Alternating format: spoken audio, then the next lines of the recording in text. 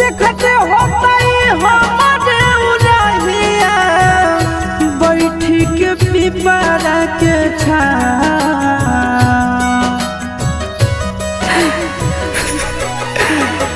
देखते होतई हमारे उरहिया बैठी के पिपरा के छाँव। रुक रुक रुक अरे टरेनिया रुक रुक